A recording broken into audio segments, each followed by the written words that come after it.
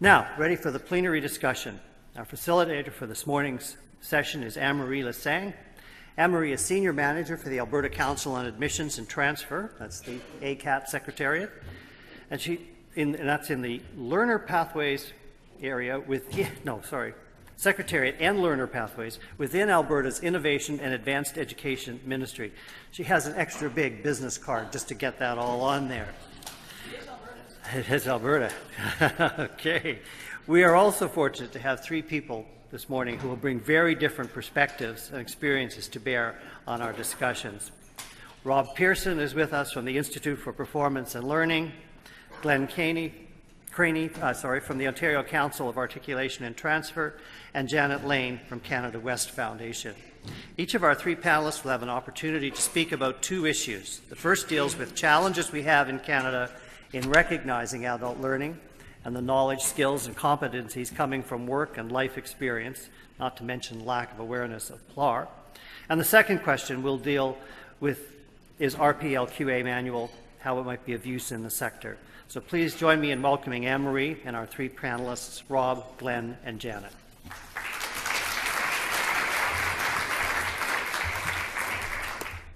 Well, welcome. We're very happy to be here. And before we do anything, let's feel the energy of being a Kapla.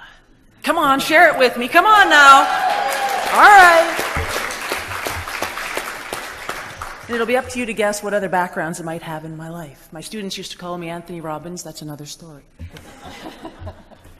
I think in the spirit of where we're headed today, we're going to also facilitate in the spirit of the manual, in the spirit of RPL, in the spirit of accessibility, consistency, fairness, respect, validity, flexibility, rigorousness, transparency, and professionally supported.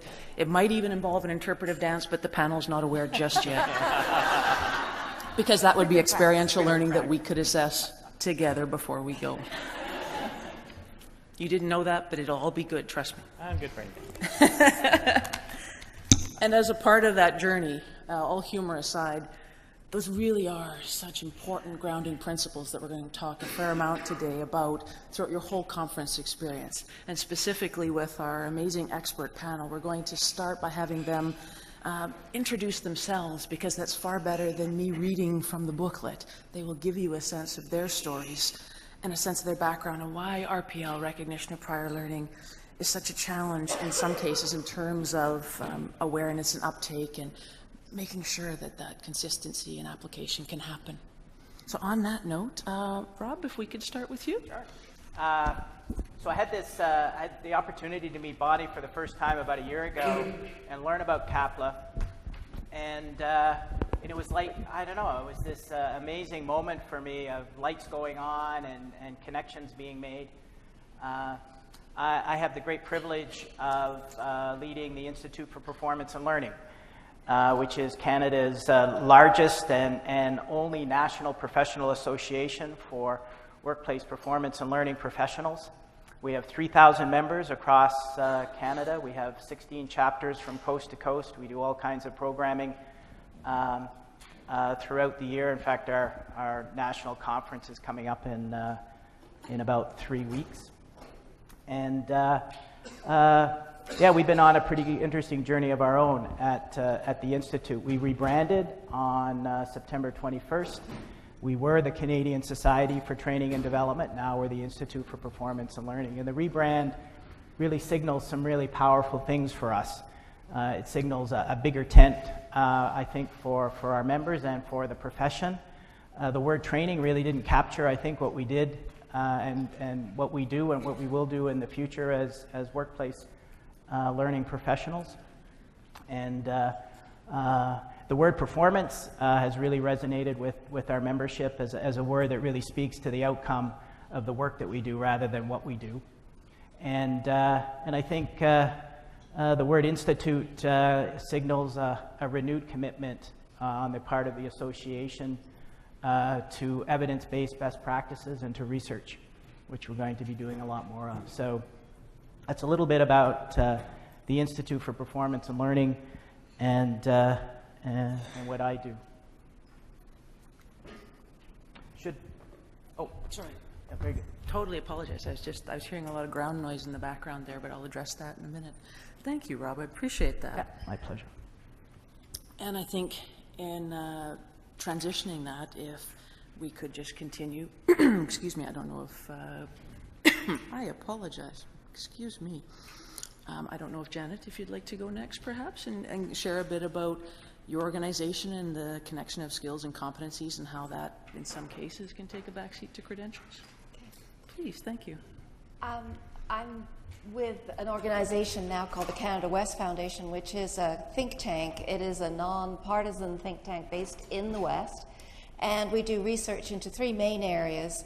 My boss tends to call them people, products, and markets, and I'm the one who looks after the people side of the organization.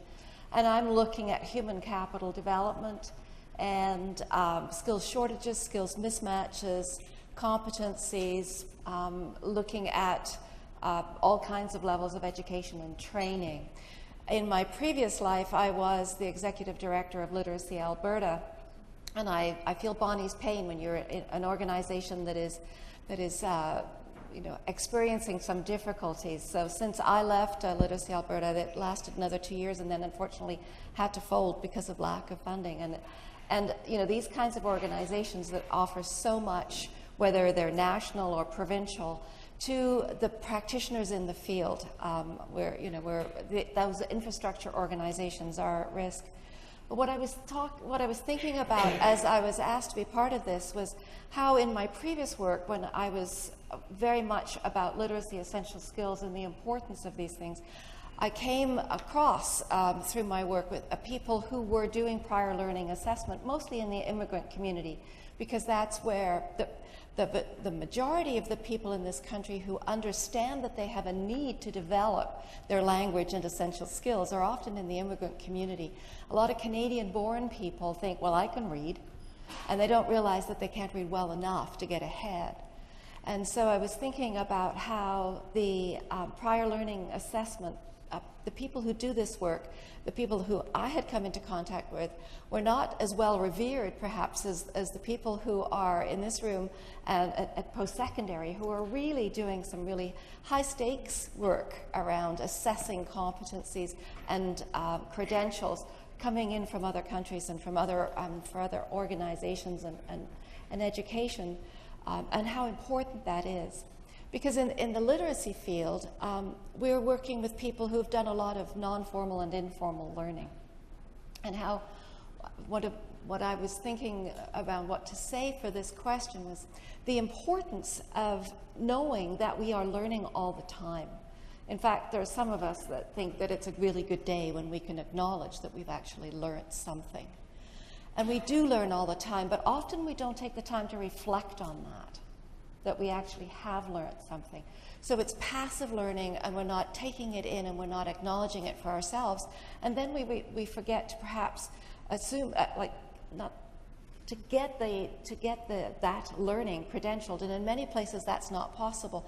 And what I'm very excited about is the possibility of, as I think the world is moving to that place where we're going to be assessing more the kinds of learning that go on everywhere.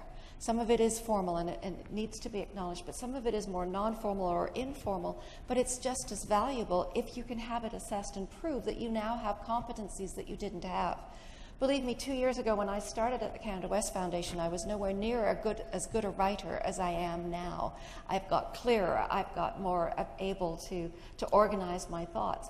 So my writing skills have gone up, even though I was pretty literate to begin with. I'm now a better writer, but I don't have any way right now of saying, Janet's a better writer. I have no way of having somebody else assess that for me. And I think we also go through life thinking that, well, I've got a credential now, and that is a static thing, and that leaves us with a piece of paper that we can take anywhere.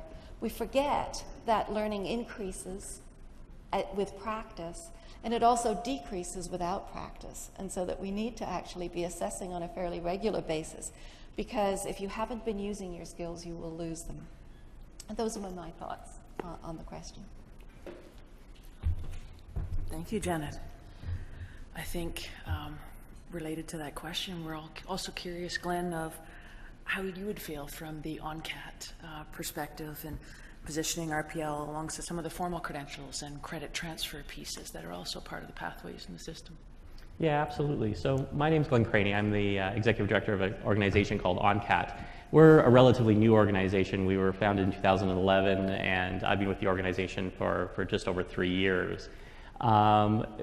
We were created by the Ontario government in 2011 because they wanted to get serious about student mobility issues. And at ONCAT, we talking about our founding principle is that we want to put students first.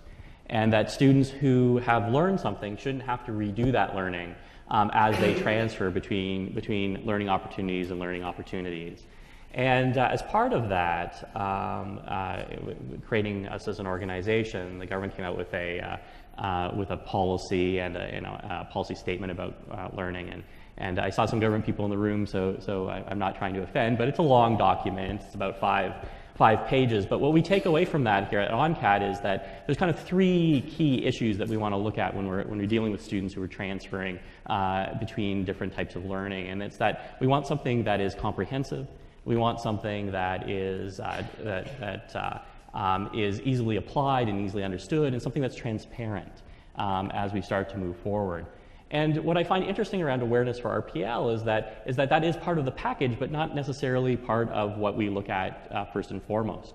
And so, if I can situate that in our experience, in 2011 when we were founded, our mandate was broadly about students first and broadly about being comprehensive, but our direction from government and our first activities as we started to move forward were really about students who were sitting in a diploma and seeking a degree at some point in their credential.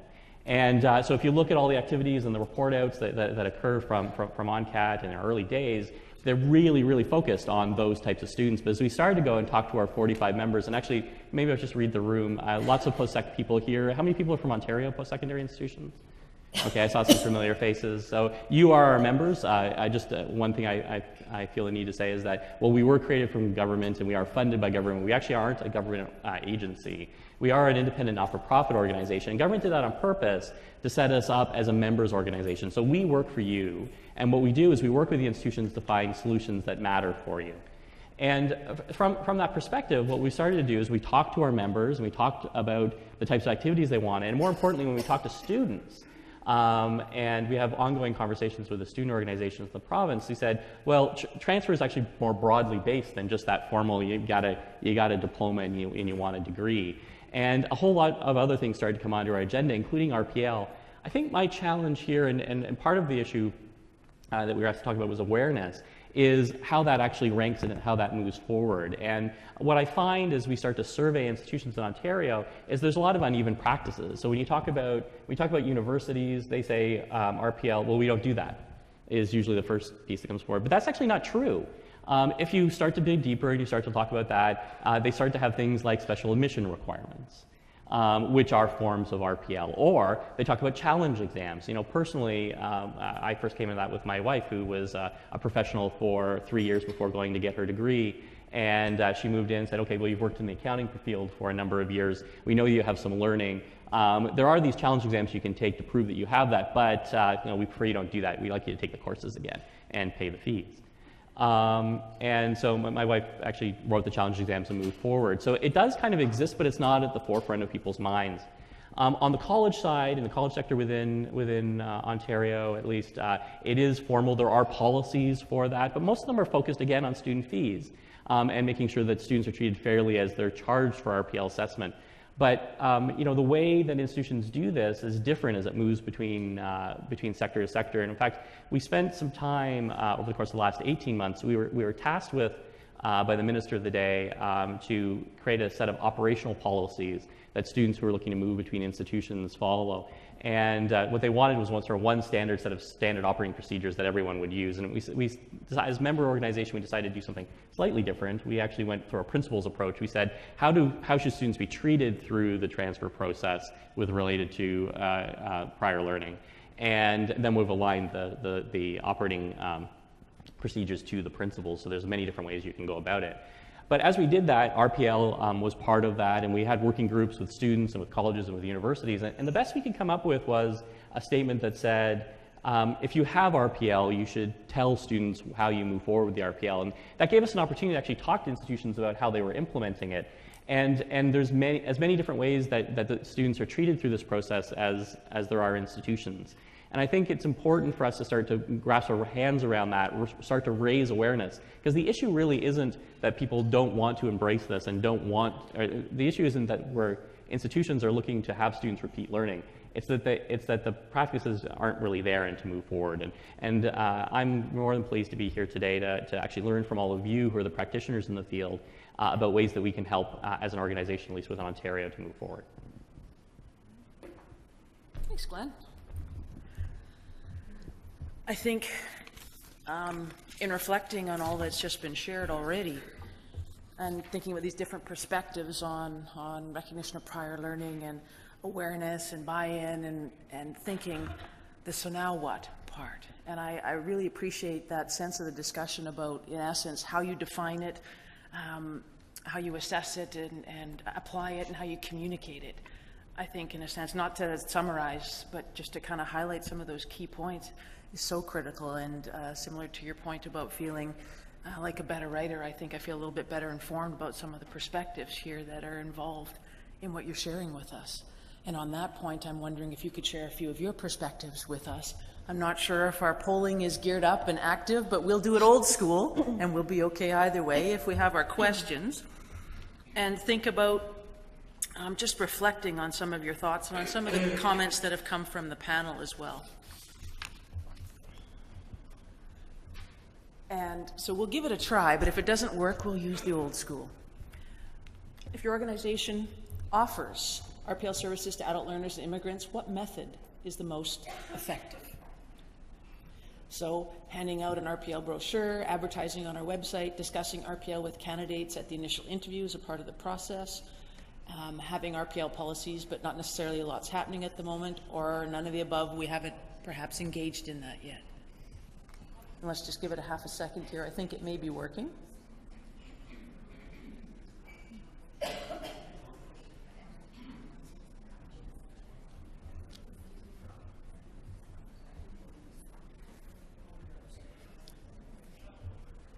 And we have an overwhelming winner on C, discussing RPL with candidates at the initial interview as a part of our orientation or intake process, and also looking at high ratings certainly for B in the advertising, and also that the policy exists but not necessarily occurring. And very interesting to know there are a number of us who haven't necessarily started yet, which means you're in the exact right place right now to try to connect, as Patrick mentioned earlier, with the folks around you and with the experts here on the stage.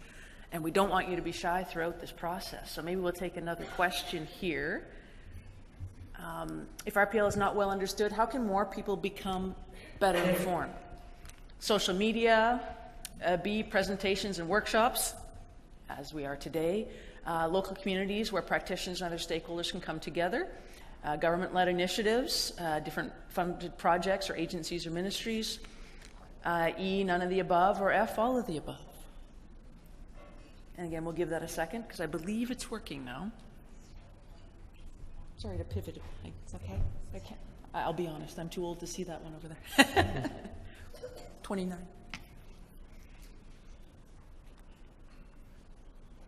All right. F, all of the above. I think that heartens me. I think that also gives us a sense that there are a number of different facets or ways to come at this that we need to explore even more in our conversations over the next couple of days.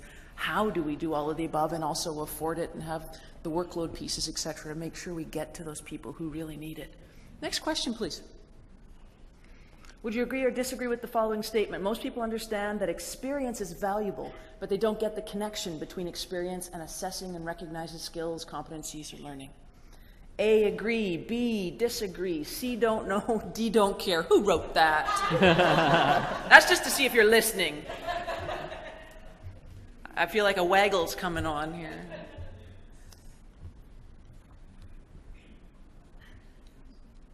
Good, we're still working. That's good.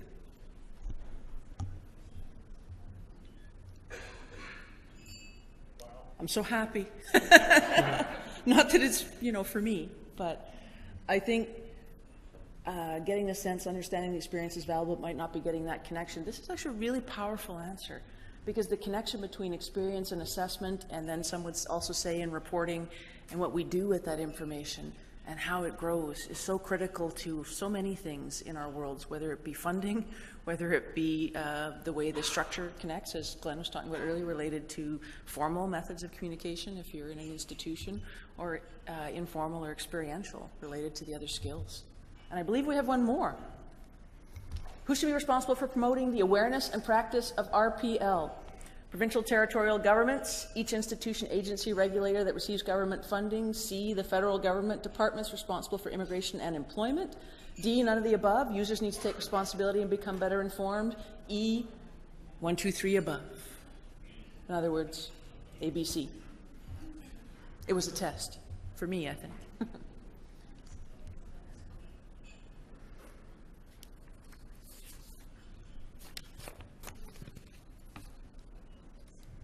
And we have E, A, B, and C above. I think being inspired by that, and certainly some element of student reference, but largely all of it. And I think that too reflects a shared responsibility to make sure that we're all connected in that, and that includes government, that includes our different organizations and agencies, and also the students themselves. So thank you for that. That's, I think, a very inspirational transition into some of the specifics that our panel wants to get into. I can feel it. Can you feel it? They're going to bust out. Might not be a dance, but it's going to happen.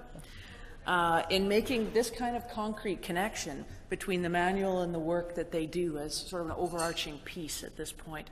And so if we can get our panel think about how the RPL Quality Assurance Manual might be helpful in your organizations and in your networks, and making those connections.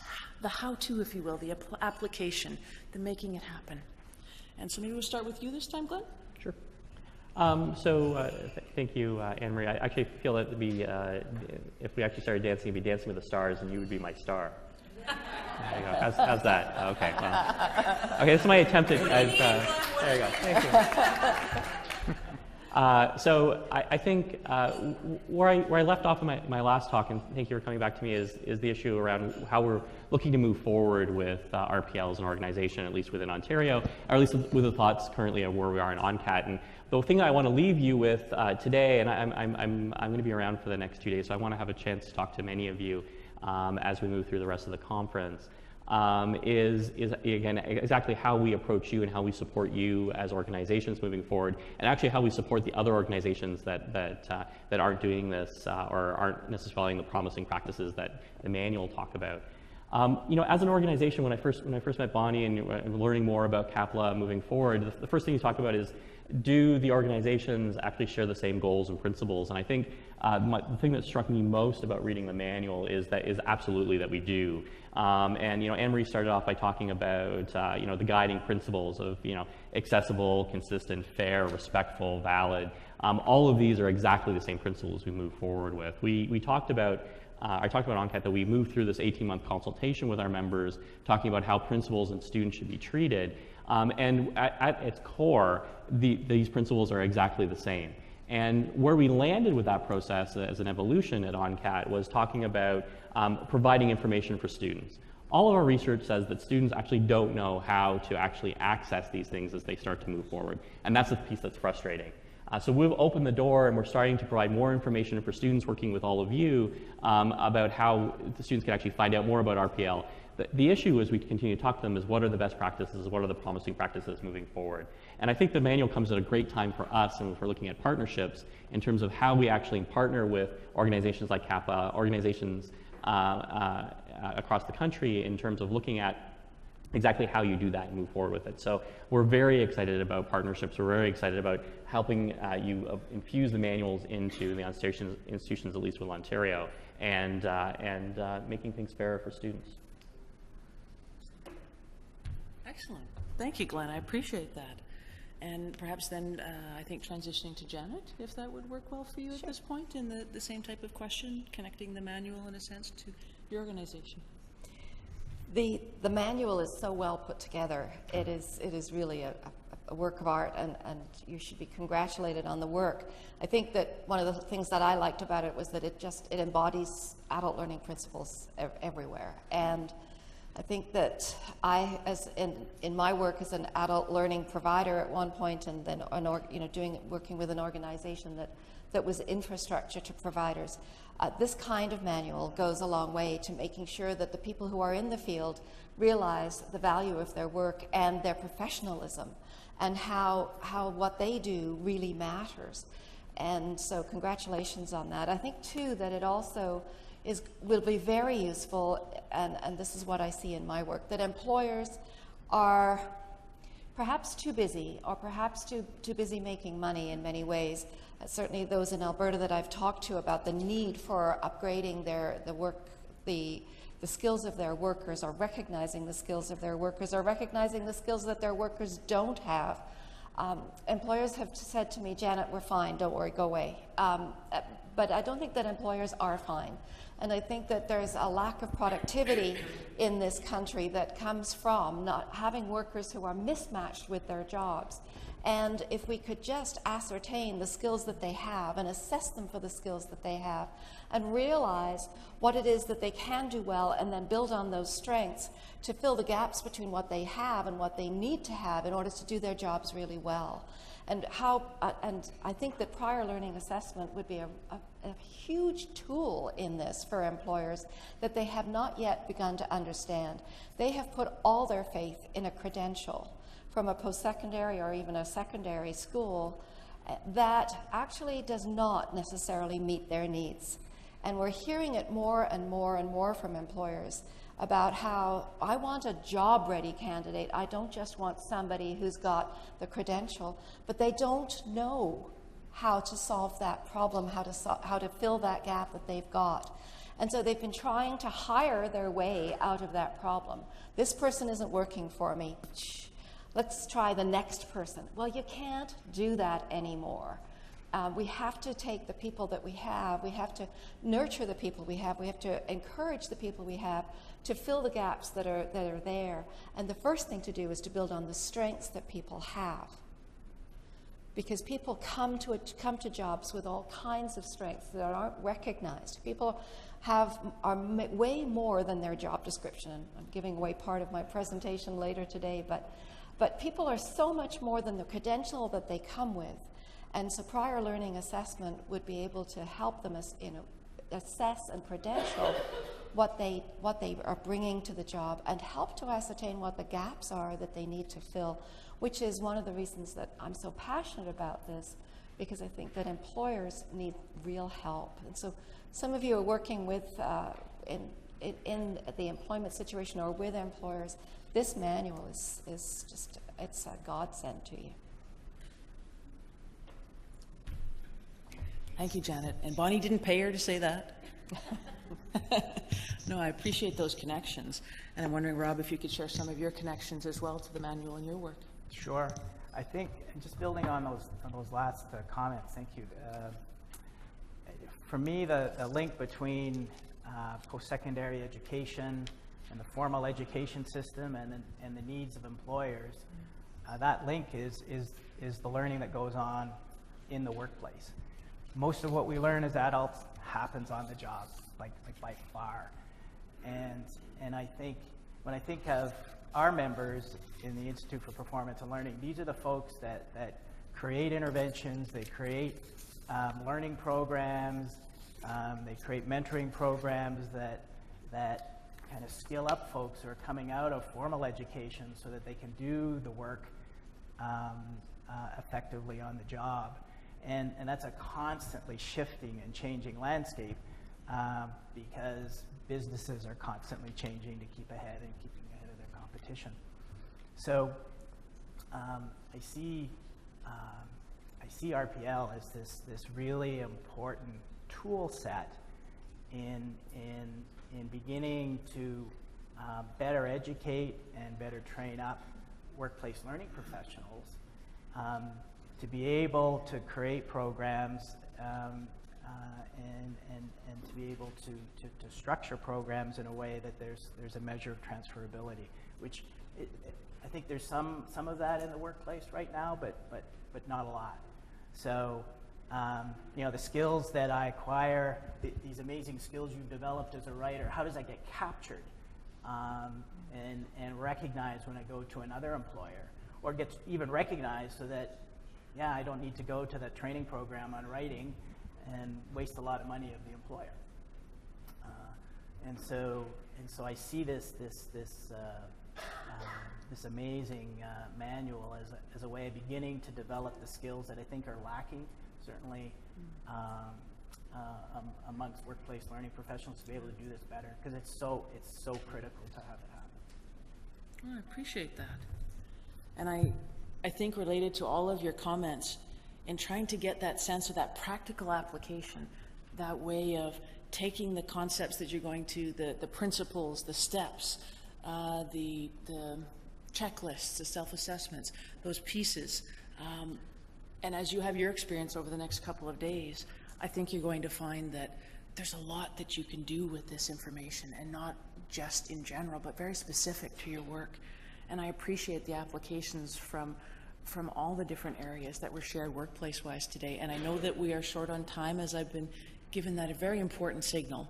But I wonder if, just before we bring that together, that if there are any just manual-related questions for that, and I don't know if we have some more that are going to come up here or not. Depends if that's, there we go. Okay.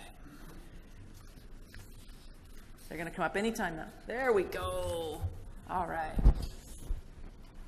Would you or others in your organization participate in CAPLA-sponsored RPL training in any of the following areas? So what supports might you need? RPL advisor roles and responsibilities, quality considerations and implementing assessment techniques, C, designing a learning assessment center or creating a credible system, how to start using RPL for certification, E, all of the above, or F, none of the above.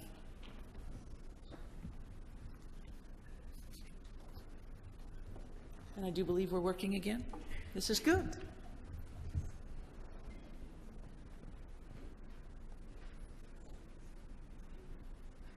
An overwhelming response related to using RPL for, to all of the above, both using RPL for certification and C and B and A, all of the above related to the different roles, quality considerations, and designing a center. So I appreciate that. And I think, also, there's another question here as well. What form of professional development activities work best for you? Face-to-face training at your workplace, a series of 3 webinars on a particular topic, C, the yearly conference, D, online courses with discussion, all of the above, E, or none of the above?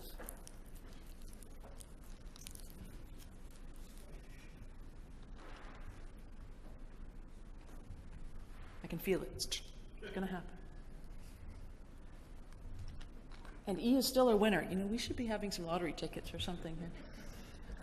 And I think related to all of the above, that's also back to our earlier questions, when you're looking at the diversity of ways also to communicate this out.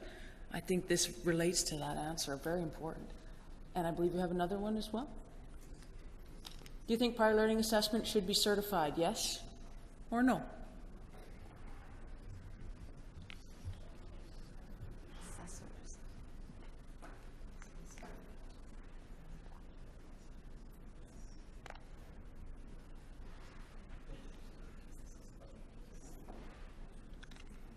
Interesting.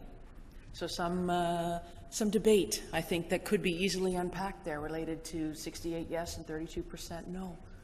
And I'm going to guess that the context is really important there, as far as what your work exactly, where you are in that piece, and whether you think there might be a credential attached to that.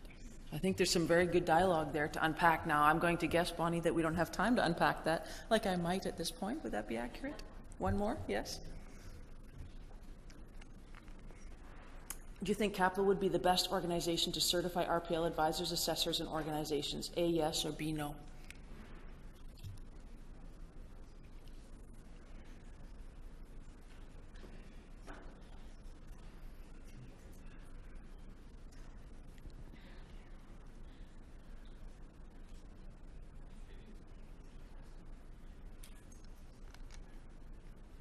71% yes. So I think that's more work for CAPLA. Yay! But really important, I think, in the sense of definitely there's a role for that assessment. Definitely there's a role for certification in some way, shape, or form, maybe not for all aspects. So I think that is certainly further food for thought. And being aware that it is, I believe, about 10 after. Is this where I need to, this is where the song would be playing, if it were playing at the Grammys or Emmys or other events such as that. I want to thank the panel, and I want to thank all of you for taking part. I think the insights into RPL that you provided are really important, and they heighten for me some of my own experiences, where when I had a car accident and I had to learn how to walk properly again, and I ended up with some skills afterwards that I only learned through my neurons and synapses being rewired, that I actually got greater credit from some of that experience, just like I got greater credit from listening to you today. So I appreciate that. Thank you.